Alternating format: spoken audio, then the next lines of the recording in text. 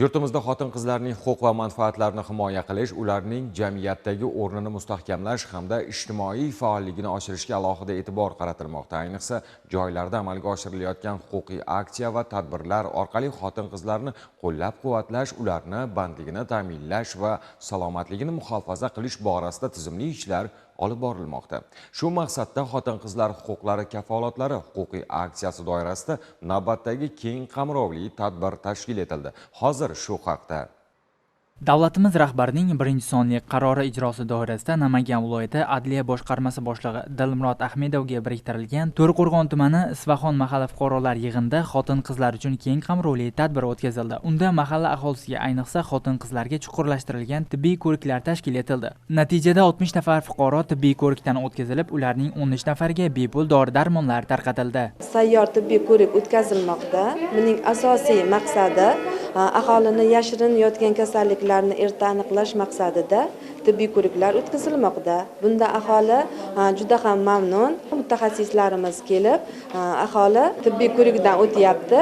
Ko'zlangan asosiy maqsad ayollarni yashirin yotgan kasalliklarni erta aniqlash, ularning sog'ligi biz uchun birinchi o'rinda. Shuning uchun mana shunday tibbiy ko'riklar o'tkazilmoqda. Shuningdek, xotin-qizlar bandligini ta'minlash maqsadida mehnat yarmarkasi tashkil etilib, ishtirokchilarga mavjud bo'sh ish o'rinlari haqida ma'lumotlar taqdim etildi. Jumladan 11 nafar xotin-qizga psixologik maslahatlar berildi hamda 3 nafar ishsiz fuqaroning bandligi ta'minlandi. Men Oqtosh mahallasidan keldim. Ishsizlar yarmarka bo'layotgan ekan. Men o'zimni ish faoliyatimdan kelib chiqib, tikuvchilik bo'yicha tanladim. 6 million ekan oyligi.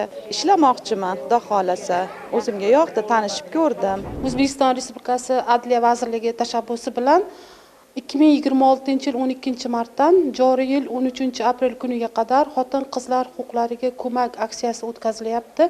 Mana shu aksiya davomida joylarda chuqurlashtirilgan tibbiy ko'riklar, bo'sh ish o'rinlari yarmarkasi, psixolog, huquqiy maslahatlar bilan birgalikda sayyor davlat xizmatlari ham amalga oshirib kelinmoqda. O'tkazilgan tadbirlardan maqsad hozirgi kunda ayollarga berilgan imkoniyatlarni va imtiyozlarni joyida tushuntirish va ularga yaqindan ko'mak berish maqsadida ushbu tadbirlar amalga oshirilmoqda.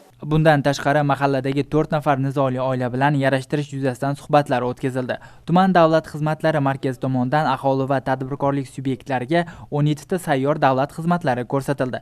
Qolaversa, tuman FHDYO bo'limi tomonidan 2 nafar oilaga nikoh guvohnomasi va 1 nafar fuqaroga tug'ilganlik guvohnomasi topshirildi. Ta'kidlash joizki, mazkur tadbir aholi, ayniqsa xotin-qizlarning huquqiy ongi va ijtimoiy faolligini oshirish, ularning bandligini ta'minlash hamda sog'lom turmush tarzini qo'llab-quvvatlashda muhim ahamiyat kasb etmoqda. Bu kabi amaliy tadbirlar jamiyatda xotin-qizlarning o'rni va nufuzini yanada mustahkamlashga xizmat qilish bilan ahamiyatlidir.